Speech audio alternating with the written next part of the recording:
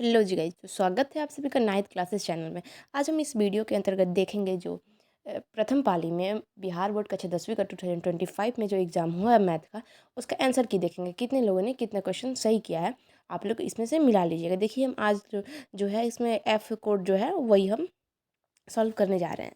तो चलिए अब देखते हैं इसमें क्वेश्चन क्या है। देखिए फर्स्ट क्वेश्चन कर रहा है साइन 90 माइनस ए। देखिए साइन 90 माइनस ए बहुत ईजी क्वेश्चन आया, तो ये हो जाएगा कॉस ए, यानी कि second number option is right answer. Second number question कह रहा है कि alpha is equal to beta is equal to 60 degree, then cos alpha minus beta is equal to, इसका मान क्या होगा। तो देखिए अल्फा बीटा का मान 60 यानी 60 माइनस 60 किया जाएगा, तो कॉस 0 डिग्री का मान। देखिए कॉस 0 डिग्री का मान कितना होता है। देखिए cos 0 डिग्री का मान हो जाएगा 1, यानी कि second option is right answer. अगला हमारा क्वेश्चन कर रहा है यदि theta is equal to 45 degree हो तो sine theta plus cos theta की वैल्यू क्या होगी। तो देखिए थीटा की वैल्यू 45 है, यानी कि साइन 45 की वैल्यू कितनी होती है, 1/√2 होता है, और कॉस 45 1/√2। इसको दोनों को ऐड किया जाएगा तो √2 आएगा, यानी कि भाई हाँ, यानी कि हमारा second option is right answer. चलिए जी अगले क्वेश्चन पे हम बढ़ते हैं। अगला हमारा क्वेश्चन ये रहा।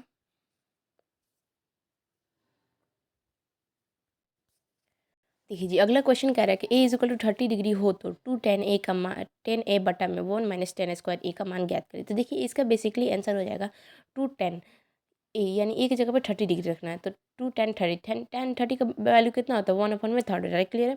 अपन में करेंगे 1 - tan 30, tan 30 का 1/3 यानी कि 1/3 हो जाएगा। इसकी वैल्यू जितनी निकालेंगे ना, तो इसका वैल्यू आ जाएगा √3। तो √3 कितने के बराबर होता है, यानी कि 1060 के बराबर होता है, यानी कि second option is right answer. अगला हमारा क्वेश्चन कह रहा है कि tan theta is equal to 12/5 हो तो साइन थीटा का मान ज्ञात करें। देखिए साइन थीटा का मान ज्ञात करने के लिए देखिए जी यहाँ पे हम लोग करते हैं। tan थीटा का वैल्यू कितना है, 12/5, यानी कि ऊपर tan theta is equal to कितना होता है, p/b होता है, यानी कि p इतना है, b इतना है, यानी 12 यानी 5, यानी कि h हमने फाइंड करना है, तो h इज इक्वल टू कितना हो जाएगा, 13 हो जाएगा। तो साइन थीटा की वैल्यू कितना होता है, p/में h होता है, तो p की वैल्यू कितना हो जाएगा, 12/में h की वैल्यू 13। तो चलिए जी ये क्लियर हो गया जी। अब अगले क्वेश्चन पे बढ़ते हैं जी। अगला हमारा क्वेश्चन कह रहा है कि cos 59/में sin 31 into tan 30/में cot 10। देखिए इसका बेसिकली हम लोग क्या करते हैं, जब भी देखेंगे ना बट्टा में जो दिया होगा ना, उन दोनों का एडिशन करेंगे। देखिए साइन कॉस जो दिया हुआ है 59/31, इन दोनों 59/31 को जब ऐड करेंगे तो ये देखिए हमेशा ना ये 90 के बराबर होगा। जब भी ये दोनों 90 के बराबर होगा ना, तो कट के एक आ जाएगा। और सेकंड में क्या है, 1080 प्लस में cot 90, ये भी सॉरी 1080/में cot 10, तो ये भी जब ऐड किया जाएगा ना 18 + 10, तो ये कितना हो जाएगा, 90 हो जाएगा। तो जब भी ऐसा कंडीशन आया ना, तो दोनों को ऐसा काट के एक के बराबर कर दिया जाता है। तो देखिए cos 59/में sin 31 का वैल्यू एक आ गया, और 1080 प्लस में cot 10 का वैल्यू ही एक आ गया, तो 1 × 1 इज इक्वल टू 1 हो जाएगा, यानी कि second option is right answer. अगला हमारा क्वेश्चन कह रहा है कि यदि 1025 into 1065 is equal to sine A है तो ए का मान ज्ञात कीजिए। तो देखिए ए का मान बेसिकली यहाँ पे 90 डिग्री हो जाएगा। देखिए क्यों, देखिए यहाँ पे 1025 है ना, इसको हम कर देंगे कॉट में कन्वर्ट, और कॉट में कन्वर्ट करेंगे तो कॉट 65 हो जाएगा, तो कॉट 65 इंटू 1065 का वैल्यू आ जाएगा हमारा एक। तो जब एक आएगा वैल्यू, और तो साइन ए बराबर एक हो जाएगा, और साइन ए यानी ए यहाँ पे थीटा है, तो थीटा का मान कितना होता है कि एक होता है। तो देखिए थीटा का मान 90 होगा ना, साइन 90, तो उसकी वैल्यू एक के बराबर होगा, यानी कि third option is right answer. अगला हमारा क्वेश्चन कह रहा है cos theta is equal to x है, तो एक्स की वैल्यू फाइंड करें। देखिए इसके एक्स की वैल्यू यहाँ पे फाइंड किया जाएगा, तो आई थिंक तो देखिए जी इसका जब सॉल्यूशन निकाला जाएगा तो देखिए क्या हो जाएगा, कॉस थीटा की वैल्यू एक्स है, तो टेन थीटा की वैल्यू क्या होती है। देखिए कॉस थीटा की वैल्यू क्या होता है, b/में एच होता है, यानी कि b की वैल्यू एक्स हो जाएगा, अपॉन में एच की जगह पे एक आ जाएगा। क्लियर है। अब टेन थीटा के लिए ज्ञात करने के लिए p ज्ञात करना जरूरी है, तो p ज्ञात करने के लिए क्या करेंगे, h² - b² का रूट अंडर करेंगे। तो h की वैल्यू कितना है, 1 है, और जो b की वैल्यू है वो है सॉरी वो है x, तो h² - x², सॉरी h² - में b², यानी कि 1 माइनस में x², इसको रूट करेंगे तो कितना हो जाएगा, सेकंड नंबर ऑप्शन जो है वही सही आएगा, यानी कि √1 - x², और अपॉन में टेन थीटा की वैल्यू कितना होता है, p/में b होता है, यानी कि p की तो वैल्यू हो गई √1 - x², अपॉन में b की वैल्यू कितनी है, x है, यानी कि second option is right answer. तो चलिए जी सेकंड ऑप्शन पे क्लिक करते हैं और अगले क्वेश्चन के लिए बढ़ते हैं जी। तो चलिए अगला हमारा क्वेश्चन कर रहा है 1 माइनस कॉस की पावर 4 थीटा। देखिए इसका जो आंसर आ जाएगा ना, उसका आंसर बहुत इजी है, तो देखते हैं क्या होगा इसका आंसर।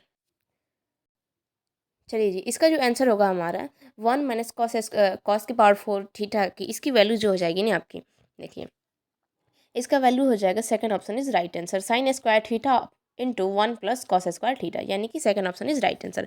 अगला हमारा क्वेश्चन कह रहा है वाई अक्ष पर स्थित किसी बिंदु का रूप क्या होगा। देखिए वाई अक्ष पर यदि कोई बिंदु स्थित है तो देखिए यहाँ पे हो जाएगा 0 में एक्स, यानी एक्स का जो मान होगा ना वो हो जाएगा 0 के बराबर, और वाई का मान तो वाई रहेगा ही।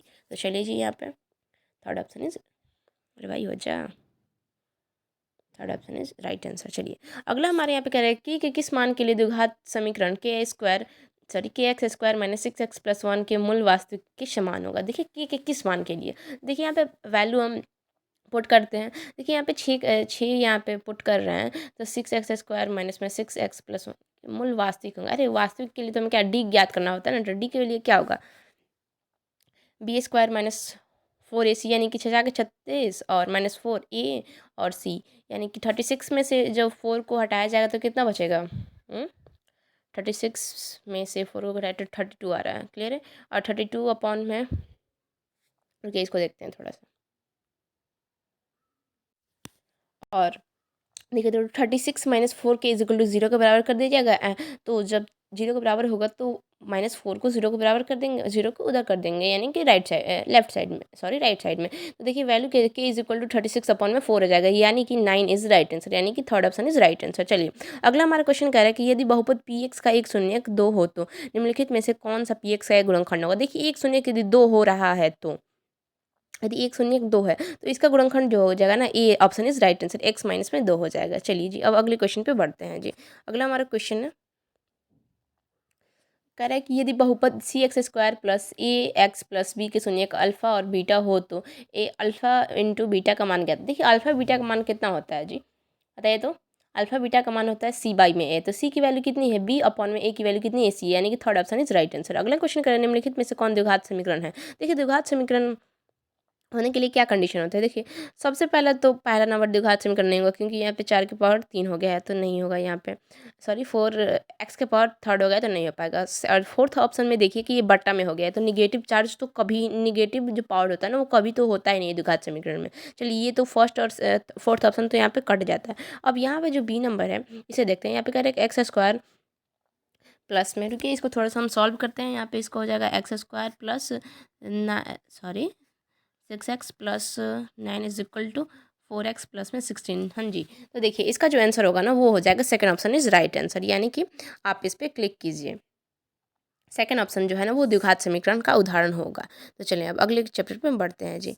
अगले चैप्टर पे बढ़ेंगे, अरे भाई ठीक हो जा। चलिए अगले चैप्टर रहा हमारा ये, इसमें कह रहा है निम्नलिखित में से कौन द्विघात समीकरण नहीं है। तो इसमें हमें बताना है कौन द्विघात समीकरण नहीं है। तो देखिए द्विघात समीकरण नहीं होने के बहुत से तरीके हैं, तो देखते हैं क्या है द्विघात समीकरण। देखिए पहला जो है ये क्या कर रहा है 5x माइनस में एक्स स्क्वायर, तो ये इधर आएगा तो ये पॉजिटिव हो जाएगा, पहला वाला तो द्विघात समीकरण है भाई। सेकंड में क्या कर रहा है x cube minus x square is equal to इतना कर रहा है, तो इसको देखते हैं। ये भी हो ये भी होगा, ये भी होगा। थर्ड नंबर कह रहा है कि x square sorry x plus 3 का होल स्क्वायर, यानी कि ये हो जाएगा एक्स स्क्वायर प्लस में 6x प्लस में 9 इज इक्वल टू, अब इधर का हो जाएगा 3x स्क्वायर माइनस में 15। तो देखिए ये भी इधर आ जाएगा, तो ये भी होगा द्विघात समीकरण। बट डी नंबर ऑप्शन में कह रहा है अंडर रूट 2x प्लस में 3 का whole square is equal to 2x square plus 5। देखिए ये नहीं होगा, क्योंकि इसका जब हम लोग अंडर रूट 2x प्लस में 3 का जब होल स्क्वायर निकालेंगे ना, तो यहाँ पे हो जाएगा 2x स्क्वायर प्लस में 9 प्लस में 3 sorry 6 under root 2x is equal to 2x square plus में 5। तो देखिए 2x स्क्वायर से 2x स्क्वायर माइनस हो जाएगा, यानी कि यहाँ पे जो चर का जो घात होगा ना वो 1 के बराबर हो जाएगा। तो देखिए द्विघात समीकरण ना होने की बहुत सी सीमाएं। द्विघात समीकरण होने के लिए एक नियम होता है कि चर का अधिकतम घात 2 होना चाहिए, बट इसमें 2 से कम हो रहा है तो वो तो द्विघात समीकरण नहीं होगा, यानी कि second option is right answer. तो चलिए sorry fourth option is right answer. तो चलिए ये हो गया। अब अगले क्वेश्चन पे हम बढ़ते हैं जी। अगला हमारा क्वेश्चन कह रहा है द्विघात समीकरण इतने का विवेचक है। देखिए द्विघात समीकरण का विवेचक ज्ञात करने के लिए क्या किया जाता है। विवेचक यानी क्या डी यानी कि बी स्क्वायर माइनस 4ac, यानी कि 7 का स्क्वायर करेंगे तो कितना हो जाए -7 का क्या करेंगे स्क्वायर करेंगे तो 49 आ जाएगा, -4ac ए की वैल्यू कितना है 2 इंटू 6। चलिए जी 49 माइनस 4 दूना 8 8 8 अच्छा 48, यानी कि इसकी वैल्यू 1 आ जाएगी, यानी कि first option is right answer. देखिए यहाँ पे first option is right answer लगाया भी गया है। तो चलिए जी अरे भाई ये क्या हो रहा है? चलिए जी, अब अगला हमारा क्वेश्चन कह रहा है कि देखिए फर्स्ट ऑप्शन, ये फर्स्ट ऑप्शन होगा, फर्स्ट ऑप्शन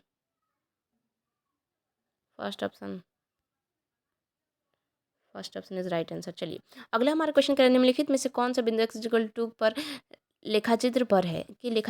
तो देखिए इसका आंसर हो जाएगा इनमें से सभी, यानी कि x=2, यानी x की जगह पे 2 की वैल्यू होनी चाहिए। तो देखिए फर्स्ट में क्या कह रहा है, ए में कह रहा है कि 2,0, यानी कि x की वैल्यू तो यहाँ पे 2 है। सेकंड में कह रहा है कि बी में कि 2,1, यहाँ पे x की वैल्यू 2 है। और थर्ड में कह रहा है 2,2, यहाँ पे भी तो दोनों में भी x की वैल्यू 2 है। तो देखिए यहाँ पे फोर्थ ऑप्शन हो जाएगा इनमें से सभी, यानी कि fourth option is right answer. यानी कि 17 नंबर तक क्वेश्चन क्लियर हो गया। देखिए आप लोग जितने भी लोग हैं वो प्लीज़ इसमें से मिलाते जाइए कौन सही है कौन गलत है, और काउंट करके बताइएगा आप लोग का 50 में कितने क्वेश्चन सही हुए हैं। इसी पे देखिए ज़्यादातर होता है ना ऑब्जेक्टिव पर कितने लोगों का रिजल्ट डिसाइड करता है कि कितना मैथ्स में बनेगा। तो प्लीज़ आप लोग ऐसे ही सही कीजिएगा। चलिए अब मतलब अगले पेज पे बढ़ते हैं जी।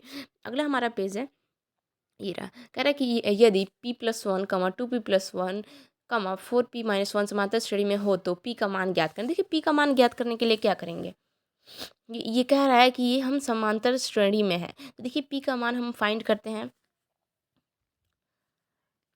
2p+1, इसमें क्या करेंगे b-a = c-b के बराबर करेंगे, क्योंकि ऐसे ही तो डिफाइन हम लोग करते हैं, मतलब डिफाइंड करते हैं। तो चलिए करते हैं जी।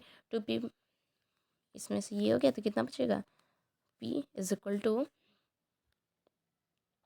4p-1 -2p-1, यानी कि p = 2p-2 and positive and p की वैल्यू 2 आ जाएगा जी। तो चलिए जी इसका आंसर हो जाएगा second option is right answer, यानी कि p की वैल्यू 2। अरे भाई क्या हो रहा है, p की वैल्यू 2 इज राइट आंसर, यानी कि B option is right answer हो जाएगा। चलें अब अगला हमारा क्वेश्चन क्या है, समांतर श्रेणी 1, 5, 9 का सार्वंतर क्या है। भाई सार्वंतर ज्ञात करना है, 5 में से 1 घटाओ 4 आ गया आंसर, सही है, सी नंबर सही है। 20 नंबर क्वेश्चन करें, समांतर श्रेणी 5, 8, 11, 14 का कौन सा पद 38 है, यानी कि कौन सा पद 38 बताना है। तो देखिए हम इसको फाइंड करेंगे। हम मान लेते हैं एनवा पद 38 है, यानी कि 38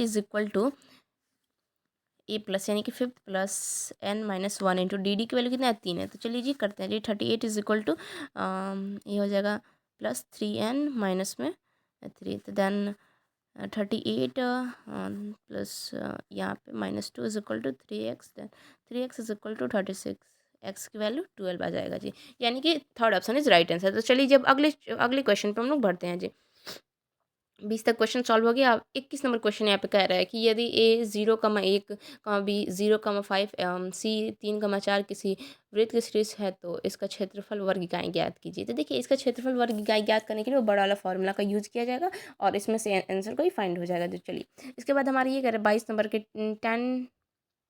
10 degree into 10 23 degree into 10 80 degree into 10 67 degree की वैल्यू ज्ञात करें। देखिए इसकी वैल्यू हो जाएगी 1 के बराबर, यानी कि B option is right answer. अगला कह रहा है कि यदि दो समरूप त्रिभुजों के क्षेत्रफलों का अनुपात 100/144 हो तो उनकी संगत भुजाओं का अनुपात क्या हो। देखिए उनकी संगत भुजाओं का अनुपात जो होता है ना उनके वर्ग का अनुपात होता है, यानी कि उनके वर्गमूल का अनुपात होता है। तो 100 का वर्गमूल कितना हो जाएगा, 10 हो जाएगा, और 144 का वर्गमूल जो हो जाएगा वो हो जाएगा 12, यानी कि 10/12 आंसर इसका आ जाएगा। तो यानी कि 23 का हो जाएगा, C number option is right answer. चलिए अब अगले क्वेश्चन पे बढ़ते हैं जी। अगला क्वेश्चन कह रहा है कि किसी वृत्त को दो अलग बिंदुओं पर प्रतिच्छेद करने वाली रेखा को क्या कहते हैं। देखिए किसी वृत्त को दो अलग बिंदुओं पर प्रतिच्छेद करने वाली रेखा को हम छेदक रेखा कहते हैं। अगला क्वेश्चन कह रहा है कि दो समरूप त्रिभुजों की संगत भुजाएं 4,9 के अनुपात में है तो त्रिभुज के क्षेत्रफल का अनुपात क्या होगा। तो उसका स्क्वायर कर दो ना, 16/81 हो जाएगा जी। अगला क्वेश्चन कह रहा है कि ABCD समरूप है, त्रिभुज इतने के थे इज इक्वल टू इतना, इतना है तो इतना, तो इसका क्षेत्रफल ज्ञात करना है, यानी इसके क्षेत्रफल फाइंड करना। देखिए उसका क्षेत्रफल ही बहुत ईजी है, हम लोग फाइंड करते हैं। देखिए 3/4 इसको करेंगे, उसके बाद यहाँ पे क्या कह रहा है, BCEF यानी DEF की वैल्यू, यानी 3/4 यानी कि 54/x clear, 9/16 and 54/x clear. यहाँ पे 16 × 54/9 x की वैल्यू अच्छा चुन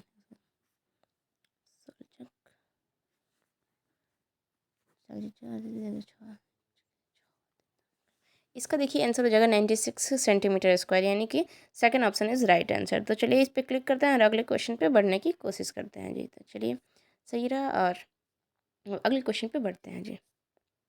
चलिए अगला हमारा क्वेश्चन क्या है, किसी त्रिभुज में angle A is equal to 90 degree है, angle B B C is equal to 30 centimetre, A B is equal to 12 centimetre. तो इसी का मान ज्ञात करिए। देखिए जब भी 13-12 का कॉम्बिनेशन आए ना तो 5 और तीसरा भुजा उसमें पूछे ना तो 5 को लिटरली मार दो भाई, कभी आंख मूंद के मारो भाई, आंख बंद करके मारो, एकदम सही होगा। तो यानी third option is right answer. चलिए अगला हमारा क्वेश्चन कह रहा है कि त्रिभुज डी ई एफ तथा त्रिभुज पी क्यू आर में दिया है कि angle D is equal to angle Q तथा angle R is equal to angle E, तो निम्नलिखित में से कौन सही है। तो देखिए इन लोगों में इनमें से ना A option is right answer होगा, यानी कि angle F is equal to angle P हो जाएगा जी। अगला क्वेश्चन कह रहा है कि त्रिभुज ए बी सी एवं त्रिभुज डी ई एफ इस प्रकार है कि ए बी अपॉन में D is equal to B C upon में E F is equal to C A upon में डी एफ एवं angle A is equal to 40 degree है, angle B is equal to 80 degree. तो angle F का मान ज्ञात करें। तो देखिए एंगल एफ का जो वैल्यू फाइंड किया जाएगा ना, तो देखिए 8 और 20 कितना, 8 और 40 कितना, 120 हो रहा है, यानी 120 में कितना 68 किया जाएगा तो उसकी वैल्यू फाइंड हो जाएगी, यानी कि इसका जो वैल्यू आएगा वो हो जाएगा 60 डिग्री। 29 का third number is right answer. चलिए जी अब अगले क्वेश्चन पे हम बढ़ते हैं जी। अगला हमारा क्वेश्चन कह रहा है कि दो प्रतिच्छेदी वृत्तों की अभिनष्ट स्पर्श रेखाओं की संख्या क्या होती है। देखिए उसमें स्पर्श रेखाओं की संख्या कितनी होती है, 3 होती है, यानी कि third option is right answer. अगला क्वेश्चन कह रहा है दो गोलों के आयतनों का अनुपात इतना है तो उनके पृष्ठ क्षेत्रफल का अनुपात क्या होता है। देखिए दो गोलों का आयतनों का अनुपात इतना है, उनके पृष्ठ क्षेत्रफल का अनुपात कितना, सॉरी उनका पृष्ठ क्षेत्रफल का क्या होता है, गोले का पृष्ठ क्षेत्रफल क्या होता है, यानी कि 4a² होता है जी। क्लियर है। तो गोले का 4a² ही होता है ना जी। चलिए जी उसकी वैल्यू होती है 4πr²। तो उसमें देखते हैं क्या होगा। देखिए कौन सा क्वेश्चन था, हाँ 31 नंबर था। इन दो गोले का आयतन इतना है तो उसकी पृष्ठ क्षेत्रफल का अनुपात कितना होगा। तो चलिए जी देखिए दो गोले, यानी कि यहाँ पे हो जाएगा गोले का आयतन कितना होता है 1/3 πr², अरे 1/3 πr³ होता है ना। देखिए 4/3 πr³ होता है। तो चलिए इसमें निकालते हैं कैसे इसकी वैल्यू निकलेगी जी। चलिए जी शुरू हो जाता है, खुल जा तो। चलिए यहाँ पे दिया हुआ है कि 46/1 इसको किसके बराबर करेंगे, इसको हम करेंगे गोले का आयतन है ना, तो यानी कि 4/3 πr³ अपॉन में ये भी हो जाएगा जी, इसमें 4/3 πr³। तो ये कट जाएगा, यानी कि इसका आंसर हो जाएगा जी 4×4=64 यानी 4 और ये 5। देखिए आर की वैल्यू हो जाएगी 4/5। तो अब इसको हमने क्या ज्ञात करना, पृष्ठीय क्षेत्रफल ज्ञात करना है। तो पृष्ठीय क्षेत्रफल ज्ञात करते, पृष्ठीय क्षेत्रफल होता है 4πr²। तो चलिए जी 4πr² के अनुसार बनाते हैं जी, 4πr² अपॉन में 4πr²। तो ये कट जाएगा r², यानी कि हो जाएगा जी 16/25 इसका आंसर, यानी कि third option is right answer. तो चलिए जी इस पर क्लिक करते हैं और अगले क्वेश्चन पे बढ़ने की कोशिश करेंगे जी। चलिए जी अगला हमारा क्वेश्चन कह रहा है कि दो बेलनों की त्रिज्याओं का अनुपात इतना है, उनकी ऊंचाई का अनुपात इतना है, तो उनके आयतनों का अनुपात कितना होगा जी। बिल्कुल सही क्वेश्चन है और आंसर भी बहुत धांसू होगा जी। देखिए दो बेलनों की त्रिज्याओं का अनुपात यानी कि 4/5 है, और देखिए बेलन का आयतन कितना होता है πr² h होता है जी। तो चलिए ज्ञात करते हैं जी, πr² h अपॉन में πr² h। क्लियर जी।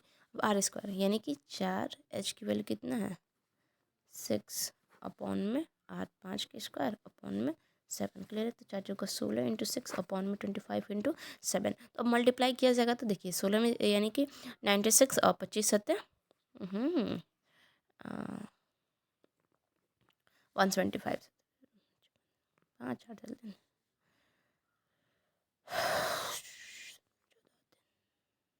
हाँ यानी कि इसका आंसर हो जाएगा second option is right answer जी। तो चलिए जी इसको क्लिक करते हैं और अगले क्वेश्चन पे बढ़ते हैं जी। चलिए जी ये हुआ। अब अगला हमारा क्वेश्चन करें 8 त्रिज्या वाले अर्धगोले का संपूर्ण पृष्ठ क्षेत्रफल क्या होगा। देखिए सॉरी 8 त्रिज्या वाले, देखिए अर्धगोले का यहाँ पे फॉर्मूला ही पूछ दिया। देखिए अर्धगोले का संपूर्ण पृष्ठीय क्षेत्रफल होता है 3πr², और वहीं पे पूछ दिया अर्धगोले का वक्र पृष्ठीय क्षेत्रफल क्या होता है, तो वहाँ पे हो जाता है 2πr²। चलिए जी अगला क्वेश्चन करें, यदि किसी शंकु के वक्र पृष्ठीय क्षेत्रफल का मान इतना है और इसकी त्रिज्या इतना है तो इसकी तिर्यक ऊंचाई क्या होगी। यानी कि बहुत इजी क्वेश्चन। शंकु का क्या कह रहा है, वक्र पृष्ठीय क्षेत्रफल, यानी कि वक्र पृष्ठीय क्षेत्रफल कितना होता है πrl होता है। πr की वैल्यू कितनी दिया है 880 दिया हुआ है और त्रिज्या 14 सेंटीमीटर है। तो देखिए जी ज्ञात करते हैं, त्रिज्या 14 सेंटीमीटर है और एल की वैल्यू हमने फाइंड करनी है जी। क्लियर है। तो यहाँ पे हो जाएगा एल इज इक्वल टू हो जाएगा 880 अपन में 44, यानी कि इसकी वैल्यू आ जाएगी जी 20 सेंटीमीटर, यानी कि second option is right answer जी। तो चलिए इस पर क्लिक करते हैं और अगले क्वेश्चन पे बढ़ने की कोशिश करेंगे। देखिए अगला क्वेश्चन करेंगे, यदि किसी घन के क्या लिखा है, विकर्ण की लंबाई इतनी है तो कोर की लंबाई क्या होगी। तो देखिए घन का विकर्ण कितना होता है, √3a इज इक्वल टू कितना है, 2√3 है। तो यहाँ 3 से 3 कट जाएगा, ए की वैल्यू 2 आ जाएगा जी आंसर, 2 सेंटीमीटर, यानी कि first option is right answer. चलिए जी अब अगले क्वेश्चन पे बढ़ेंगे जी।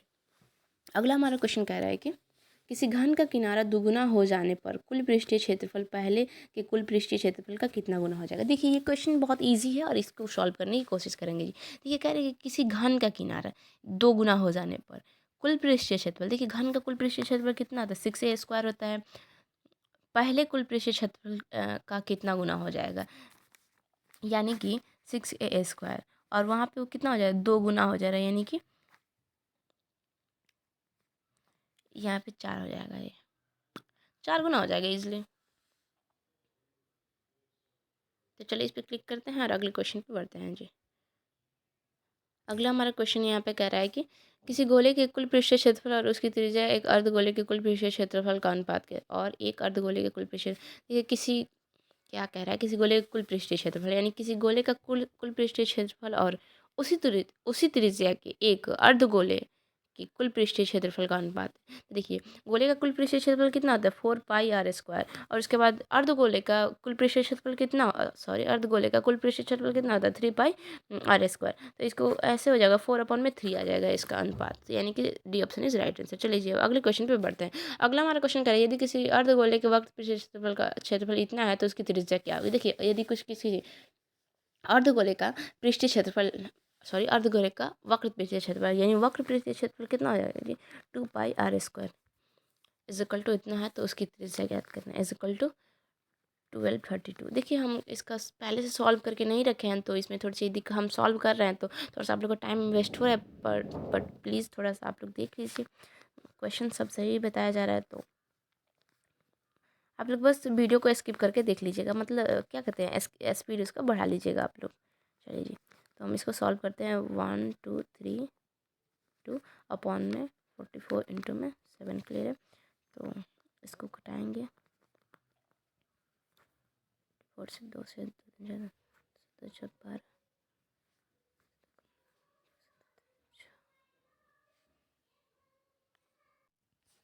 देखिए जी तो इसका R² इज इक्वल टू 196, यानी 196 किसका स्क्वायर होता है, यानी कि 14 का स्क्वायर होता है, यानी कि second option is right answer हो जाएगा हमारा। तो चलिए इस पर क्लिक करते हैं और अगले क्वेश्चन पे बढ़ते हैं जी। अगला हमारा क्वेश्चन दिया है कि cos थीटा प्लस में cos square theta is equal to 1 है, तो साइन स्क्वायर थीटा प्लस में साइन 4 थीटा का मान क्या होगा। देखिए इस क्वेश्चन को हम लोग छोड़ते हैं, अगले क्वेश्चन पे बढ़ते हैं जी।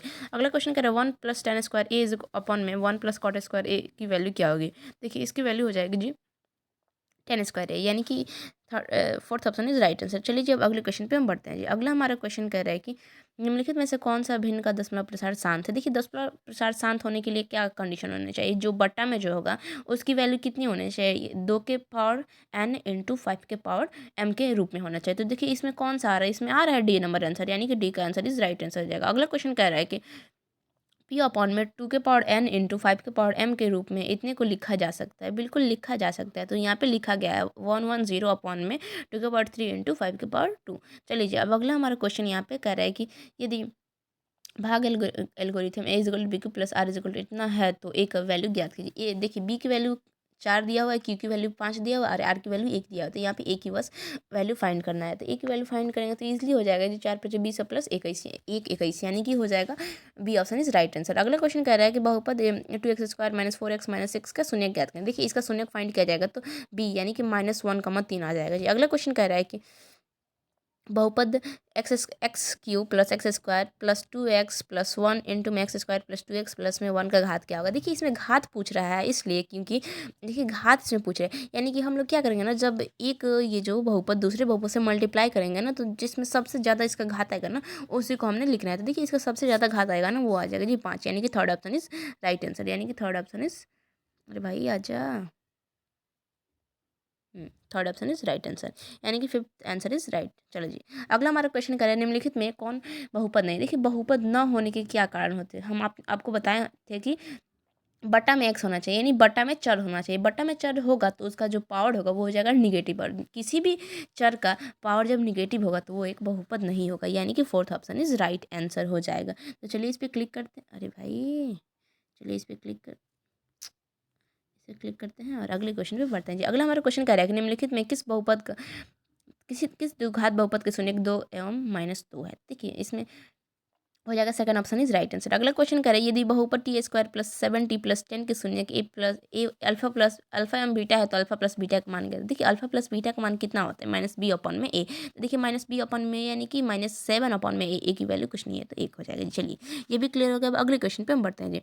अगला हमारा क्वेश्चन यहाँ पे आता है कि sin 30 + cos 30 - sin 60 + cos 60 की वैल्यू ज्ञात करना। तो देखिए इसकी वैल्यू ज्ञात किया जाएगा ना तो 0 के बराबर हो जाएगा, यानी कि B option is right answer. अगला क्वेश्चन कह रहा है कि यदि द्विघात बहुपद इतने का एक शून्य -4 है तो की का मान ज्ञात करिए। देखिए इसका, तो चलिए जी इसमें देखिए क्या करें, यहाँ पे कह रहे हैं कि एक शून्य -4 हो तो की का मान ज्ञात करें। तो देखिए की का मान ज्ञात करना बिल्कुल ईजी है, तो हम इसको फाइंड करते हैं। देखिए इसमें क्या करें, शून्य -4 है, यानी कि जहाँ पर भी x दिया है ना वहाँ पे हम क्या करेंगे, -4 बैठाएंगे और इसको 0 के बराबर हम करेंगे। तो चलिए जी करते हैं। यानी कि लिखा है कि -1 और यहाँ पे क्या करेंगे, x की जगह पे -4 का स्क्वायर। क्लियर है जी। प्लस में के इंटू में -4 + 1 = 0 के बराबर इसको कर देंगे, यानी कि के -1 × 16 हो जाएगा। उसके बाद -4k + 1 = 0, देन 16k - 16 -4k + 1 = 0। इसमें 16 में से 4 जाएगा तो 12k बचेगा। उसके बाद कितना हो जाएगा, -15 = 0। Then k = 15/12। 15/12 को जब मल्टीप्लाई किया जाएगा तो 3/5 15 एंड 3/4 14, यानी कि 5/4 इसका आंसर आ जाएगा, यानी कि second option is right answer. तो चलिए सेकंड ऑप्शन पे क्लिक करते हैं और अगले क्वेश्चन पे बढ़ते हैं जी। अगला हमारा क्वेश्चन है, कह रहा है कि किसी बाह्य बिंदु P से वृत्त इतने पे 2 स्पर्शरेखाएं खींची जाती है। यदि पी ए की वैल्यू इतना है तो पी बी की वैल्यू ज्ञात करें। देखिए किसी बाह्य बिंदु पर पी और पी बी क्या है, स्पर्श रेखाएं खींची जा रही है। स्पर्श रेखाएं ना हमेशा एक दूसरे के बराबर होती हैं, तो जितना पी ए होगा ना उतना ही पी बी भी होगा, यानी कि 8 आंसर इज राइट आंसर, यानी कि second option is right answer. अगला हमारा क्वेश्चन कह रहे हैं यदि पी ए एवं पी बी की किसी बाह्य बिंदु पी से केंद्र ओ वाले वृत्त पर खींची गई स्पर्श रेखाएं इतने के, तो देखिए इसका आंसर हो जाएगा ना, इतना हो तो पी ओ ए की वैल्यू क्या है। देखिए पी ओ ए की वैल्यू हो जाएगा ना, वो हो जाएगा जी 40 डिग्री, यानी कि first option is right answer. तो चलिए फर्स्ट ऑप्शन को क्लिक करते हैं, अगले क्वेश्चन पे बढ़ते हैं जी। अगला हमारा क्वेश्चन करें वृत्त पर स्थित किसी बिंदु पर खींची गई स्पर्श रेखा स्पर्श बिंदु से होकर जाने वाली त्रिज्या कौन सी कोण बनाती है। देखो वहाँ पे 90 डिग्री का कोण बनेगा जी। अगला हमारे यहाँ पे क्वेश्चन कह रहा है कि दो वृत्त की त्रिज्याओं का अनुपात इतना है तो उनके क्षेत्रफल का अनुपात कितना होगा। ऑफकोर्स इसका स्क्वायर कर देंगे, यानी कि 9/16 हो जाएगा। अगला क्वेश्चन कह रहा है 42 सेंटीमीटर त्रिज्या वाले वृत्त के उस त्रिज्या खंड जिसका कोण इतना है का क्षेत्रफल क्या होगा। देखो इसका क्षेत्रफल हो जाएगा 462 सेंटीमीटर स्क्वायर। अगला क्वेश्चन करें दो वृत्त की त्रिज्याओं के परिधियों का अनुपात इतना है तो उनकी त्रिज्याओं का अनुपात क्या होगा। तो देखिए उनकी त्रिज्याओं का अनुपात ज्ञात करने के लिए देखिए 2πr/2πr करेंगे। इसके बाद क्या हो जाए 5/7 के बराबर करेंगे। देखिए इनका त्रिज्या का अनुपात भी वही होगा 5/7, यानी कि आपका second option is right answer जी। चलिए जी इस पर क्लिक करते हैं और अगले क्वेश्चन पे बढ़ने की कोशिश करेंगे जी। चलिए जी अगला हमारा क्वेश्चन देखा है, ये उल्टा पुल्टा हो गया। देखिए अगला क्वेश्चन कह रहा है 7 sec² a - 7 10² a = वॉट। तो देखिए इसकी वैल्यू हो जाएगी 7, यानी कि second option is right answer. अगला क्वेश्चन करिए यदि x = इतना y = इतना तो इतनी की वैल्यू फाइंड कीजिए। ये क्वेश्चन इसको छोड़ते हैं, देखिए इजी क्वेश्चन पे आते हैं। देखिए कह रहे हैं कि एक मीनार के शीर्ष का उन्नयन कोण उसके पाद से 10 मीटर की दूरी पे है तो इसका कितना हो जाएगा 10√3, इसका आंसर हो जाएगा। चलिए अगला हमारा क्वेश्चन कह रहा है कि एक पतंग पृथ्वी से 30 मीटर की ऊंचाई पे है, पृथ्वी के इतने डिग्री पर बनाती है तो डोर की लंबाई कितना हो जाएगा। ऑफकोर्स डोर की लंबाई कितना हो जाएगा जी 30 समथिंग करके आएगा, √2 के बराबर होगा। चलिए अगला क्वेश्चन कह रहा है कि यदि किसी समांतर श्रेणी का पांचवा पद 11 हो और सार्वंतर 2 हो तो उसका प्रथम पद ज्ञात। चलिए जी फाइंड करते क्या कह रहा है कि समांतर श्रेणी का पांचवा पद 11 है, यानी कि a + 4d = 11 है, और इसका क्या कह रहा है कि इसका सार्वंतर 2 है, यानी कि a + 4 × 2 = 1। तो पहला पद कितना हो जाएगा 11 - में 8 = 3 आंसर आ जाएगा, यानी कि इसका पहला पद जो होगा ना वो हो जाएगा वो हो जाएगा 3। तो चलिए जी सी पर क्लिक करते हैं अगले क्वेश्चन पे बढ़ेंगे जी। अगला हमारा क्वेश्चन कह रहा है कि n पदों वाली समांतर श्रेणी का योग इतना है तो इसका अरे भाई योग इतना है तो इसका छठा पद ज्ञात कीजिए। देखिए इसका छठा क्या कह रहे हैं भाई, एन पद वाले समांतर श्रेणी का योग, यानी समांतर श्रेणी का योग इतना है तो छठा पद की वैल्यू ज्ञात कीजिए। तो ऑफ कोर्स यहाँ पे करते हैं हम वैल्यू फाइंड। चलिए जी इस क्वेश्चन में थोड़ी सी दिक्कत है। चलिए अगले क्वेश्चन पे बढ़ते हैं जी। अगला हमारा क्वेश्चन कह रहा है कि निम्नलिखित में कौन समानांतर श्रेणी में है। देखिए समानांतर श्रेणी में होने के लिए उसका क्या डी इक्वल होना चाहिए। तो चलिए देखते हैं समांतर श्रेणी यानी कि समांतर यानी कि समानांतर होना चाहिए। तो देखिए इसका C option is right answer हो जाएगा। अगला क्वेश्चन कह रहा है निम्नलिखित में से कौन समानांतर श्रेणी में नहीं है। तो इसका third fourth option is right answer हो जाएगा। अगला क्वेश्चन कह रहा है कि समांतर श्रेणी 1, 4, 7, 10 के प्रथम 20 पदों का योगफल ज्ञात करना है। तो चलिए जी योगफल इसका ज्ञात करते हैं। योगफल ज्ञात करने के लिए ये क्या है, प्रथम 20 पदों का, यानी कि एन की वैल्यू पता हो गई है तो पहले 20 पर डायरेक्ट ज्ञात करते हैं और दूसरे फॉर्मूला पे डाल के ऐसा इजीली बना देंगे। यानी कि 20 पद कितना हो जाएगा, ए प्लस 19 डी, ए की वैल्यू कितना है जी 1 प्लस 19 इंटू डी की वैल्यू 3 है तो 1 प्लस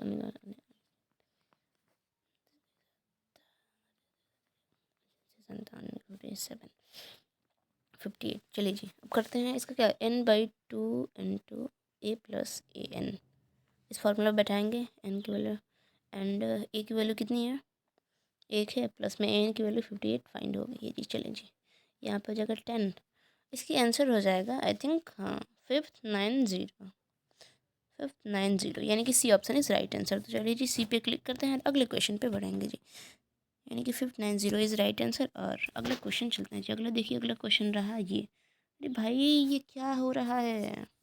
तो चलिए इसमें कह रहा है कि निम्नलिखित में किसका मान 1 के बराबर। देखिए 1 का बराबर हो, किसका मान 1 के बराबर होगा जी, बिल्कुल सही क्वेश्चन है और करते भी हैं किसका। देखिए यहाँ पे 1/में cos यानी कि √2/में, देखिए इसका जो हो जाएगा ना option D is right answer जी, option D is right answer. चलिए ये क्लियर है।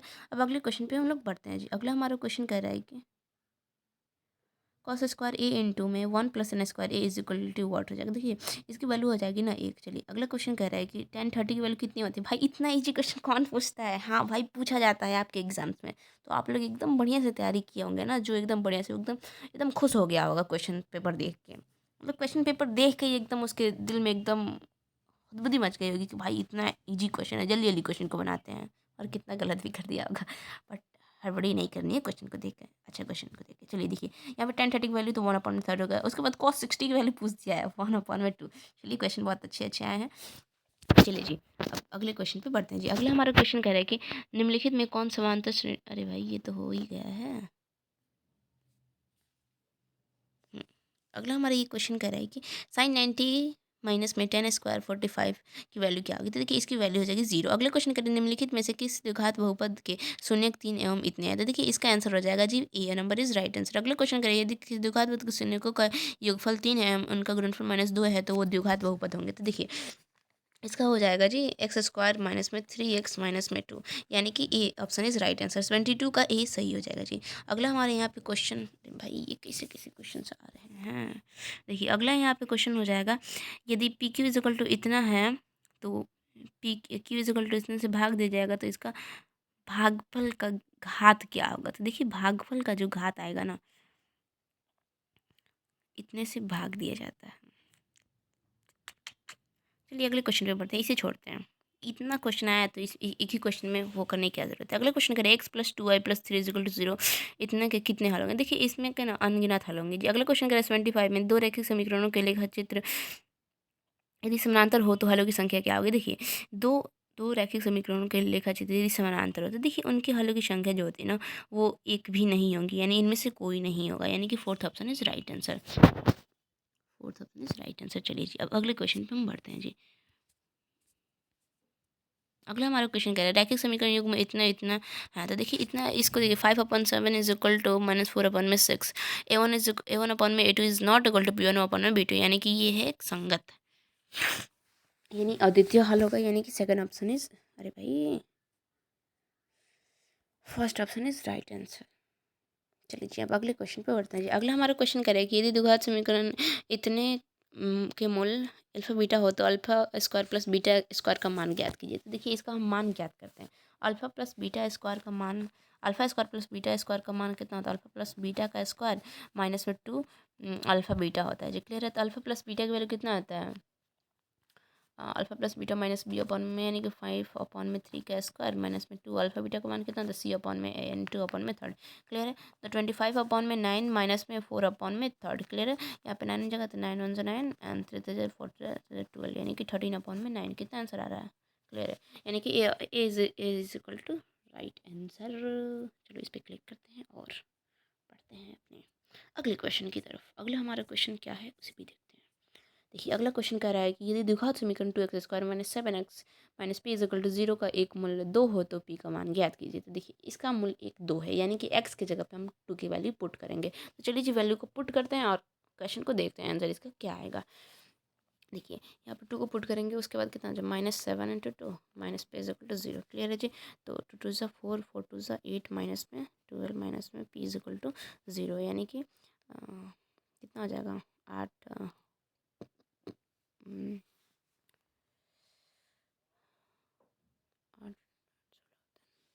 6 माइनस 6 इज इक्वल टू यानी पी की वैल्यू कितनी आ जाएगी जी। पी की वैल्यू हो जाएगी जी -6 यानी कि third option is right answer. तो चलिए जिस पे क्लिक करते हैं अगले क्वेश्चन पे बढ़ते हैं जी। अरे भाई कहाँ पे चला गया तुम, इसे करो इरेज जी। इरेज करना था भाई इरेज। चलो उसके बाद अरे भाई छोड़ ना। तो देखिए इसके यानी कि third option is right answer आ जाएगा। चलिए अब अगला हमारा क्वेश्चन करिए यदि द्विघात समीकरण इतने का एक मूल्य -3/2 है तो इसका दूसरा मूल्य क्या होगा जी। देखिए इसका दूसरा मूल्य हम लोग ज्ञात करेंगे। देखिए यहाँ पे लिखा है 2x² माइनस में x माइनस में 6 14 12 यानी 4 3 12 प्लस में 3x माइनस में 6 0। देखिए ये क्वेश्चन हम इस वक्त सॉल्व कर रहे हैं तो थोड़ी सी आप लोग को दिक्कत हो रही होगी तो इसके लिए मैं माफ़ी चाहती हूँ। और लेकिन क्वेश्चन सब सही सॉल्व होगा तो आप लोग देखिए इसका दूसरा जो आ जाएगा ना वो हो जाएगा इसकी वैल्यू 2 आ जाएगी यानी कि 79 का B option is right answer. चलिए जी अब अगले क्वेश्चन पे बढ़ते हैं। अगला हमारा क्वेश्चन का द्विघात समीकरण इतने का मूल्य की प्रकृति ज्ञात करें। देखिए इसके मूल्य की प्रकृति ज्ञात करने के लिए क्या करते हैं हम लोग को डी फाइंड करते हैं। डी की वैल्यू कितना होता है b² माइनस में 4ac यानी कि 4a और c।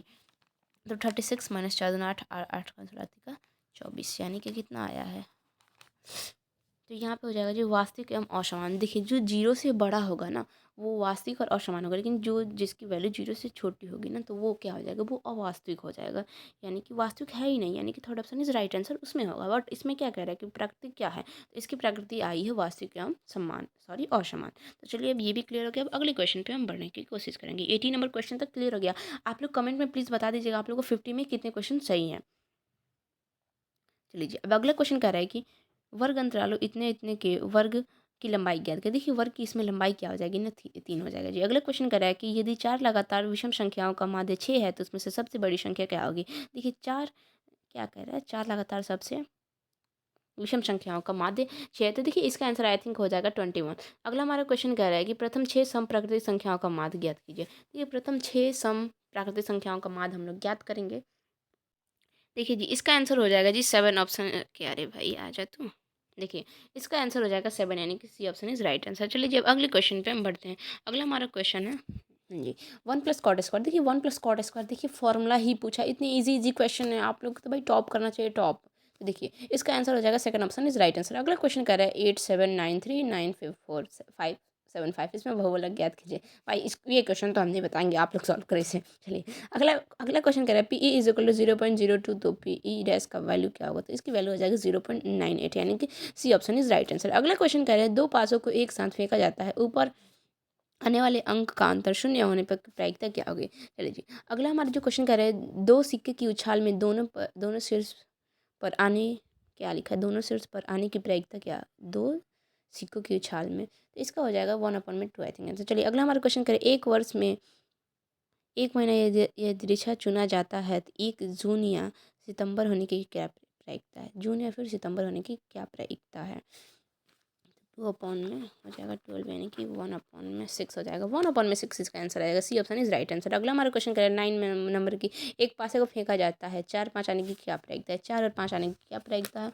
देखिए पासे में कितना होता है 6 तक होता है। तो क्लियर है।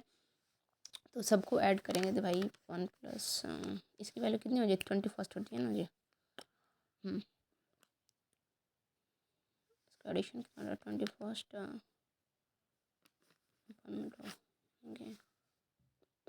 4 5 आने की क्या प्रायिकता है?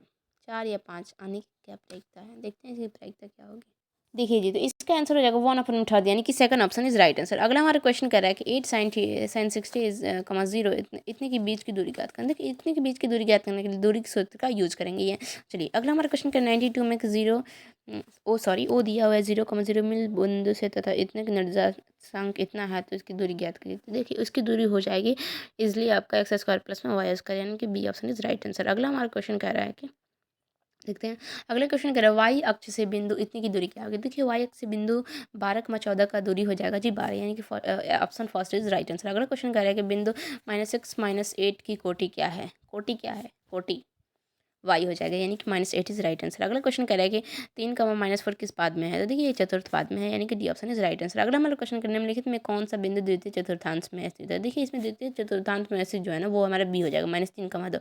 अगला क्वेश्चन करेगा बिंदु 4, -4 और -4,4 निम्नलिखित रेखाखंड के बिंदु निर्देशांक 0,0 हो जाएगा। मध्य बिंदु का निर्देशांक 0,0 हो जाएगा जी। अगला यहाँ पे क्वेश्चन कह रहा है कि किसी वृत्त के व्यास के से इतना है तो वृत्त का केंद्रक ज्ञात कीजिए। देखिए वृत्त का केंद्रक ज्ञात करना बहुत ईजी और ये क्वेश्चन तो अब सॉल्व हो गए। देखिए इसमें इसका आंसर आई थिंक हो जाएगा आपका D option is right answer. और इसमें हम लोग जो यदि किसी त्रिभुज के शीर्षों का निर्देशांक इतना है तो त्रिभुज का केंद्रक ज्ञात। देखिए त्रिभुज का केंद्रक ज्ञात करना इसमें बहुत ईजी, सबको ऐड करेंगे यानी 5 + 0 प्लस में 4 9/3 यानी कि यहाँ पे जगह 1 तो 3 आ गया मेरा क्लियर है। उसके बाद दूसरा क्या 6 + 4 + 5 यानी कि 10 + 5 यानी कि 50/3 यानी कि 53,5 इसका आंसर हो जाएगा। D option is right answer. चलिए जी यहाँ पे तो ये क्लियर होगा। देखिए ये 100 क्वेश्चन में आप लोग को जितने भी देखिए मेरे अनुसार मेरा तो इसमें 1 2 3 गलत हुआ है बट आप लोग एकदम बढ़िया से मिला लीजिए। मतलब हम ये न मत समझो कि हम परीक्षा देने गए थे, अरे मतलब कि अभी हम सॉल्व किए तो आई थिंक 1 2 गलत इसमें हुआ होगा बट आप लोग एकदम बढ़िया से मिला लीजिए कितना आप लोग का सही है और कितना गलत है और कमेंट में बताइएगा कितना आप लोग का सही हुआ है। 100 में कितना मतलब आप लोग का सही हुआ है और कितना मार्क्स आप लोग अचीव कर सकते हैं। तो चलिए जी अब मिलते हैं फिर अगले वीडियो में और तब तक अपना ख्याल रखिएगा और एग्ज़ाम में अच्छे परफॉर्म कीजिए। तो चलिए मिलते हैं फिर अगले वीडियो में।